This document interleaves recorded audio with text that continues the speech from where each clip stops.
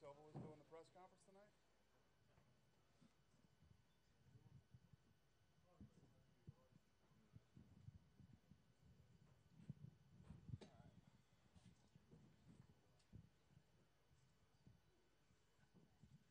All right, guys. So the attendance tonight was 10,349. The gate was $1.3 million. We broke the record here at Wembley tonight. The fight of the night, I don't think that's a big secret. Watson versus Nedkoff. Those guys won $50,000, and they deserve every dime of it. And Watson also won the knockout of the night, so he wins $100,000, deserves every single dime of it. And then the submission was BARAO. He wins $50,000 tonight. So congratulations to the bonus winners. Who has the first question? Just raise your hand. They'll bring you a microphone. John? I can start with Henin, please. Translator, I guess. Henin, obviously a very competitive fight throughout. I'm curious how you had it scored as it was going along, and if you had to make any adjustments along the way to get the win tonight. Yeah. Would you give him the mic? Yeah, right here. Grab it from him. We're a little goofy here tonight. Sorry. Renan, foi uma luta muito dura. Como é que você se sentiu na luta quando ela estava aparecendo que ela podia durar a distância toda? Como é que você estava se sentindo? Eu estava super bem, né? Graças a Deus eu fiz um bom trabalho na minha equipe Nova União. Eu treinei mais de 3 meses para essa luta aí, estava bem preparado, bem focado e graças a Deus tive mais um resultado positivo. I felt great throughout the fight. I was very comfortable. I trained very hard, 4 long months. I left my home, so the fight just went as planned, just fine. If I could ask him about the finishing hold there, McDonald seemed to be giving the thumbs up that he was okay. A lot of times guys will give up on that hold. Why did he keep it, and what adjustments did he make to finally get the tap? Ele está perguntando da finalização do Katagatame. O McDonald ficou sempre sinalizando que ele estava bem, estava bem, estava bem. Por que você segurou tanto tempo e qual foi o ajuste que você fez ali para poder finalizar? Graças a Deus eu tenho uma grande equipe, né? A gente é formado em jiu-jitsu, sou faixa preta em jiu-jitsu. Eu vi que estava pegando ali, ele estava falando que estava sinalizando que estava tudo ok, mas eu sabia que uma hora ia pegar. E eu continuei ali só mantendo a pressão e graças a Deus deu tudo certo. I'm a jiu-jitsu black belt. I come from a great camp. I knew he was feeling the pain. I knew it was tough, so I just kept waiting, kept pressing, so I knew that no, the submission would come at the end of the day. Go ahead. Yeah. I was just going to ask you, Dana, obviously you talked about Dominic earlier in the week and how you're worried and weren't sure when he comes back. And did he give you any update? Were there any calls or texts or saying, hey, buddy, I'm ready? Yeah, of course. I was just on fuel, and he's in the studio terrified now because you guys all went back and wrote that I said he has to retire if he gets injured again, which is not what I said, not even close to what I said. And I just clarified that for him back in the studio in L.A.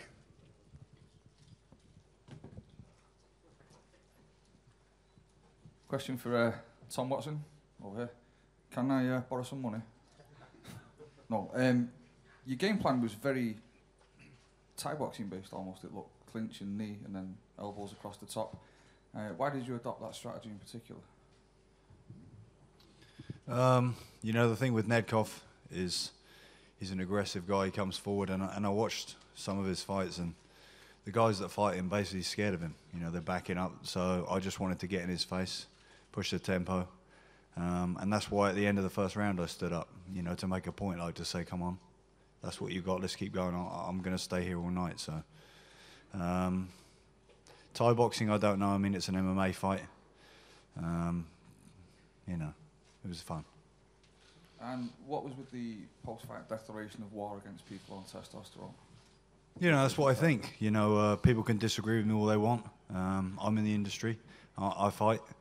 And I see it, you know, I don't know if it's me, but I look at guys and I know you can see which guys are on it. It's a problem that we're trying to deal with, you know, and that's why I say, look, if you want to do it, you can't put it into your chin, and you certainly can't put it into your heart. So, you know, that's what the type of fighter I am. I've got a big heart, and you want to take drugs, you want to be a cheat, let me fight you and let's see what happens. Dana, is there anything you would add to that in light of the comments that are sort of going around online right now about your own stance on TRT? What did you say? Would you add anything to Tom's comments about TRT, you know, in light of the comments that are going around online right now? You've kind of reversed your position on testosterone use. Yeah. I mean, what do you want me to say? I'm against it. If you asked me 3 months ago, it's legal, it's sports science, but everybody figures out a way to take a great thing and cheat and make it bad. You know, I think that from what I've seen over the last year, I've seen situations where guys, those of you that know what testosterone replacement is, if you're older, your testosterone starts to get lower. Well, they can give you testosterone to get you back up to a 25-year-old. What guys are doing, I believe guys are doing, is jacking up this stuff through the roof, through their entire training camp, then getting back down to normal levels right before the fight, which is cheating. I hate it, don't like it, and I'm going to fight it. And if you are using TRT in the UFC, we're going to start testing the shit out of you through your entire camp.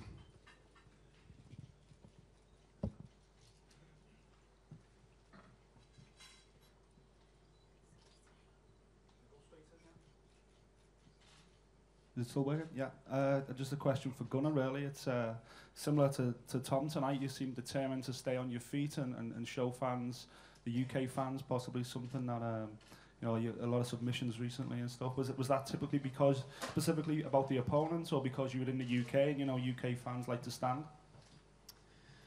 I've been training a lot of stand-up for this fight, and I do believe this was a necessary thing for my career, basically. And the fight went to the ground a couple of times, but I'm confident on the feet and I need the experience on the feet, so I'm very happy with this fight.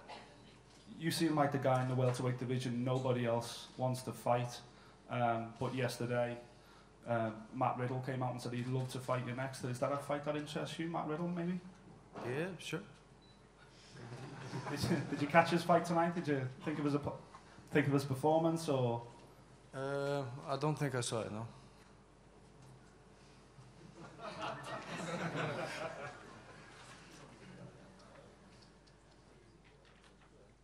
My question is for Dana White. Just a quick question with regards to, obviously we've got a current season of The Ultimate Fight going on. Are we likely to see a second series of tough smashes, and who better to coach after tonight than Jimmy Manoa and James Tahuna? I would like to see that too. I'm with you 100%. And I was telling the people yesterday that I was talking to, it's the craziest season of The Ultimate Fighter that we've ever had. We highly underestimated the rivalry between the UK and Australia. But we will do it again, and I look forward to doing it again. I've been telling everybody since I've been here for the last week, we're getting our television deal buttoned up over here real soon, so it's coming. Thank you. Just a question for Jimmy. Jimmy, how disappointed were you way the fight ended tonight, and what are your thoughts on the way the fight went? It was obviously very disappointing for you after 4 months of camp, the way it ended. Yeah, I was quite disappointed he didn't come out for the second round. I spoke to him after, he said he hurt his calf, but I don't know, you'll have to ask him about that. But I'm disappointed I didn't get the finish I wanted. And who would you like to fight next in the octagon? Just whoever my manager says or the UFC says. I'll fight whoever I'll train for the fight. And just a question for Dane as well. What were your thoughts, general thoughts on the card tonight, overall reaction? Yeah, no, there were some great fights on the card. You know, I'm always our biggest critic. I always tell these guys, you know, we live and die by our last fights on TV and them as fighters. As I was saying, as I left the arena tonight, fans seem happy. If the fans are happy, I'm happy. Good stuff. And just one more question. Obviously, you don't like to announce fights after the card's done, but what's next for Henan? Hopefully, the fight that's supposed to happen. Hopefully, Cruz is healing up well, and we can do that fight. That's the fight I want. That's the fight I want to do, and hopefully we can do that this summer. All right, cheers, mate. Thank you. Thank you. Dana. Yeah. Over here. First of all, just a question for you. You mentioned about drug testing through the camp. Would you be looking to introduce VADA testing or UFC implementing a similar style? Yeah, what I'm saying is that we're going to go after, you know, these guys who get exemptions for TRT. We're going to make sure we test you through your entire camp. And were Lorenzo's meeting this week that you were mentioning, him coming over for TV deals, was it a positive meeting? It was very positive. I told you guys, Gary Cook's the man over here, man. He's getting stuff done. He's the guy. I couldn't feel more comfortable or be more happy with the decision we made to bring him in and hire him. And I couldn't be happier and more excited about the work that he's doing over here. So. And just very quickly, for Michael McDonald, you mentioned before about not wanting a title fight until you felt you were ready to be in a sort of title fight, dissect fights as they happen, notice mistakes. Do you think maybe you shot the gun a little bit too early, or what went wrong in the fight tonight that stopped you from dissecting BARAO successfully? No, I don't think I really took it too early. You know, you never know until you jump in head first sometimes, you know, and until you jump in, it's all just what you think and where you think you're at, you know, and like I said before, it's hard to tell the difference between where you are and where you think you can be. You know, I know where I can be, but where I at, that's I had to test myself today, and I have still things to work on. You know, I'm only 22 years old, and today he was a better martial artist. Question for Dana. On Wednesday at the press conference, we spoke about the card for UFC Stockholm, and you mentioned that there was a co-main event that was pulled because Gary Cook said the fans weren't ready. You guys can't let this go, can you? You want to know what this well, it's goes just for? our website exploded with comments wondering what the matchup was and if there's any new information about the co-main event. Where is Gary? Is he in here? We have another co-main event yet? I don't think we do we? Not yet. We're working on it. You guys will be the first to know when we make that other co-main event, I promise. Thank you. Just one quick question for Cub Swanson as well. In the third round, it looked like you and Dustin were speaking to each other while you were on the ground. What did you guys say? He said, I can't believe you're taking this from me. You stole this from me. And I said, sorry, bud, I want it bad.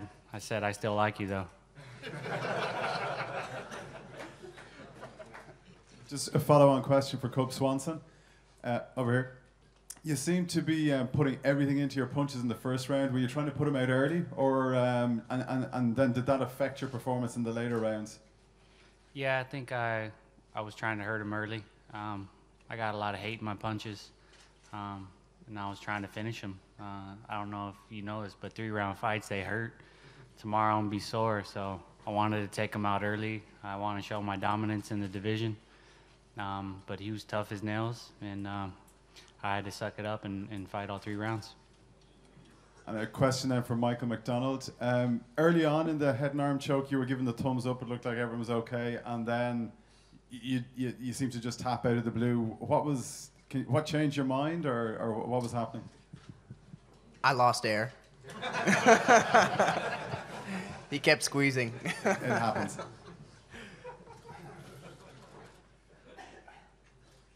Renan, você botou a música forró ali na sua entrada, que era Tá Querendo O Que Novinha. Isso foi um recado pro McDonald, que poderia ser o mais novo campeão do UFC. E outra coisa, eu queria que você comentasse, round por round, como foi, enfim, situações de perigo que você enfrentou e como você conseguiu superar. The first question was, Renan, you played an unusual song, like, at the words meant, what do you want from me, young lady? Was it a message for McDonald, not the lady, but not the age? Desculpa. That was the question. Não, essa música é de uma banda da minha cidade, lá em Natal, no Rio Grande do Norte. E a luta foi dura, eu sabia que o McDonald é um cara bem duro, um cara que tem a mão perigosa, a mão direita, então eu já vi com a estratégia toda montada.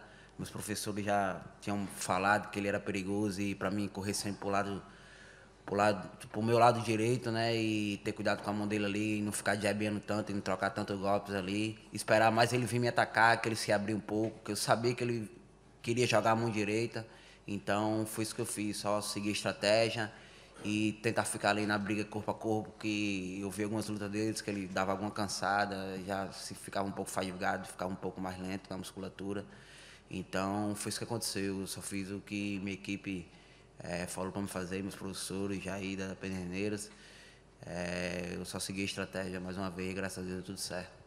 He answered both questions.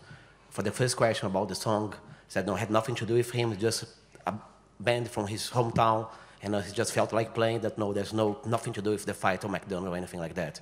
And the second question was how he felt throughout the fight, what were his thoughts, his feelings, round by round. He didn't answer it round by round, but he said, I just followed my camp strategy. I knew it could be a long fight, so I kept my pace. Then throughout the fight, I felt that he was getting tired, and I was taking care of his overhand, right overhand. So I kept going. After the second round, in the beginning of the third, I felt he was getting tired and more tired. So I kept listening to my corners, and that I got a good result at the end of it. Ok. Renan, Ilo Santiago, Diário Nordeste, Fortaleza, Brasil. Renan, você não acha que já estaria na hora do UFC fazer um evento no Nordeste do Brasil, já que você é daquela região, e metade dos lutadores brasileiros mais bem ranqueados são do Nordeste? E para o Dana White, eu gostaria de perguntar que circulou a notícia... Just a second. This is a question to Renan. He's asking about Renan's thoughts. If he believes that it's the time now for the UFC to stage a show in the northeast of Brazil, where most of the Brazilian fighters come from. Eu acho que seria ótimo se tivesse uma oportunidade de poder lutar lá no Nordeste, né? Eu acho que eu fiz grandes lutas lá no começo e eu acho que seria mais um sonho realizado aí na minha vida. He said, it would be great if the UFC could stage a show in the northeast part of Brazil. That it would be like a dream come true, not only for him, but for everybody in the region. Para Dana White. Dana, circulou uma notícia essa semana sobre Jaraguá do Sul receber o UFC em maio e Fortaleza receber a final do TUF. Você confirma essa informação? He's asking the question that if it is true that the next show in Brazil is going to be in Jaraguá do Sul, and if the TUF final is going to be in Fortaleza, Brazil. Don't know yet. We're still working on it, but I say it all the time. Brazil is the hottest market in the world right now, by far the hottest market in the world. And we were literally taking this thing all over the country. It's taking us time to build the infrastructure there. We're still working on getting our feet on the ground in Brazil, opening the office, and getting things running the way it should be.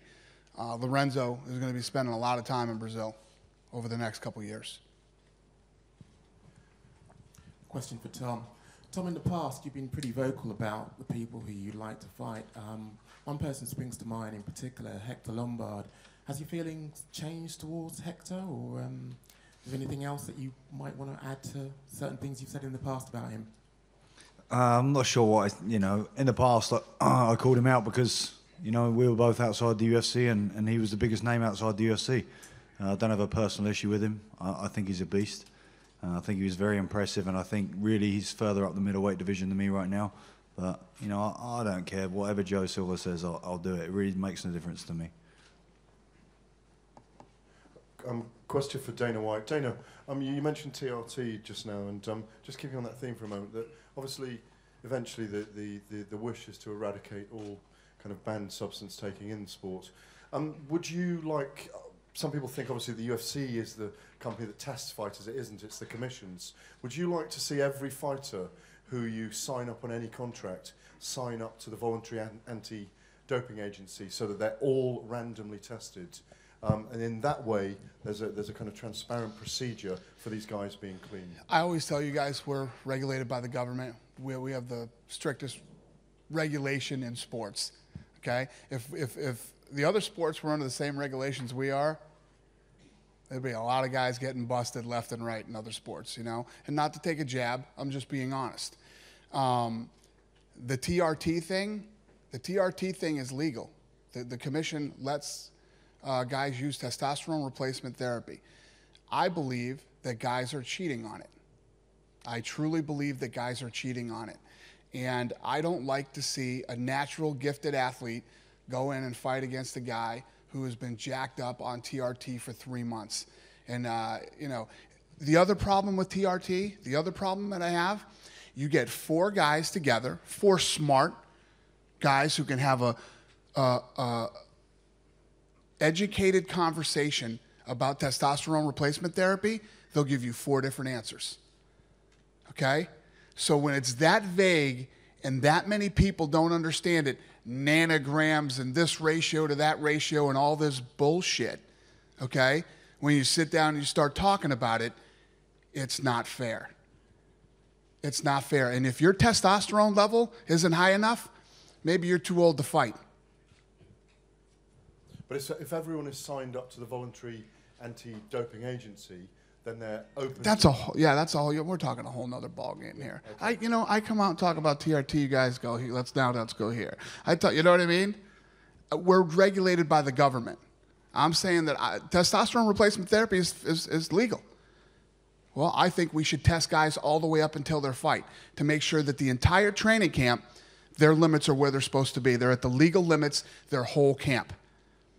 You know? If that now means going to VADA and we got to test every fighter under the, you know, and they all have to go through this VADA, I mean, come on. Baby steps, boys. Baby steps here. And finally, I know the UFC had meetings with like the world governing body that's coming together for the sports, IAAF, this week. What has gone on in the UK this week that wasn't going on at the beginning of the week to progress the whole scenario here in this part of the world? Well, like I said this whole week, you know, putting Gary in place here. Gary's been out here working not just in the UK, but all over Europe, South Africa, and other places in the world. But he's getting us closer to a television deal that we need here. That's been the problem. We're 6-7 years behind in this UK market, behind where we should be, you know. And he's here. When we're done with this thing, if anybody wants to talk to Gary and get more insight on what his plans are for the next couple of years here in the UK, feel free. Grab him, call him. He's got all the answers. Cool? I got a question for Cub. Cub, what's changed with you? You know, you last year, this year now as well, you're just on absolute steam. And you know, what's changed with you mentally or physically, or what's changed in your camp to suddenly switch you on like this? I'm just not messing around anymore. With my, like I said before, with my injury, I almost retired. I know that this can be done at any moment. Every fight, I take it like it's my last. You know, I got metal plates in my face, and I know that, you know, with another serious injury, I'm not going to be doing this anymore. So I take every fight like it's my last, and I want everybody to feel what I went through with my opponents. I try to put that anger in there, and that's just the other side of me that comes out. Where'd you put yourself in the division now, and what fight do you want next? None of that matters to me right now. I'm just happy to be entertaining the crowd and fighting the best. I want to be the best, and I just want to fight the best. Disappointed not to take home that knockout in the night bonus? You've 2 in a row so far. So. Yeah, I had him rocked a few times, and I thought I was going to finish him, but he was tough. But I'm back to the drawing board. And just before, one quick question for Jimmy. The guy touched on it a little bit earlier, but we also tweeted that to the fans saying who wants to see Manoel against Tahuna next. And is that something that interested you? Would you fancy that fight? I don't mind whoever the UFC says, but I've done a bit of training and we've got a little collaboration going on together. But whoever, it's business, isn't it? You had some moves there tonight as well, and I know you've done a bit of work with Rampage during this camp and stuff. And now bigger role was he in, you know, in coming into this fight. There was a few little moves there. Yeah, a few tricks I used, and like catching the knee for the takedown and stuff like that. So yeah. We'll take 2 more questions. Okay, this is a follow-up for Jimmy. I can't decide if you look like a man who's happy that he's gone 2-0 in the UFC or a man who looks like he's had $50,000 stolen off him. Do you feel like you had the knockout taken away from you tonight? A little bit. I wanted to knock him out. I think I had him where I wanted him at the end of the first round. That I'm kind of pissed he didn't come out for the second round so I could finish him. But you know, congratulations to Tom. Thanks, buddy. One more question. Right here? Him. Or we got somebody in the back? Who's got it? Okay, we'll go you, and then we'll go you, and then... Okay. Renan, você saiu do octógono, primeiro parabéns. Segundo, você saiu do octógono falando, pedindo para o Dominique, pelo Dominique. Eu estou esperando você, eu estou esperando você. Eu queria saber quais são os seus planos depois dessa luta e se você aceitaria encarar um outro lutador que não fosse o Dominique Cruz agora, de novo, pelo cinturão interino. Well, congratulations. And after the fight, you're calling for Dominic. I want Dominic. Please, Dominic, recover quickly. And what do you feel about that, if Dominic is not ready? Would you take another fight? Primeiramente, obrigado. E o objetivo é lutar com o Dominique agora, com certeza. Mas se tiver que ter algum compromisso pelo UFC de lutar com outro atleta, eu sou empregado do UFC e estou aí para lutar, para mostrar meu trabalho da melhor forma possível, mais uma vez. Estou aí sempre treinando e estou aí preparado quando me chamarem, estou pronto. And my objective is to fight Dominic, but I'm an employee of the UFC, I'm a fighter, and I fight whoever done and the UFC says I should fight.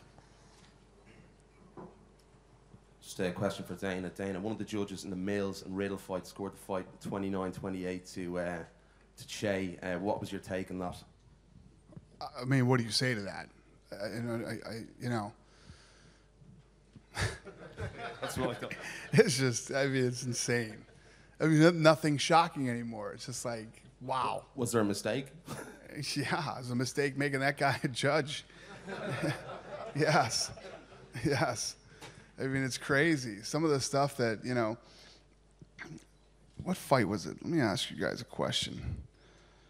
One of the fights that I was watching, Andy Ogle and Grisby.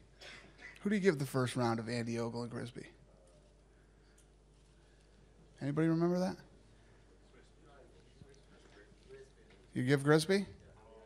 See, now that's interesting. Now, to me, in that first round, now 2 judges gave it to Grisby and 1 judge gave it to Ogle. And my opinion, Grisby got him in a triangle, remember? Ogle slams him. The entire round, Ogle is on top, punching him in the face, while Grisby's legs are wrapped up around his neck.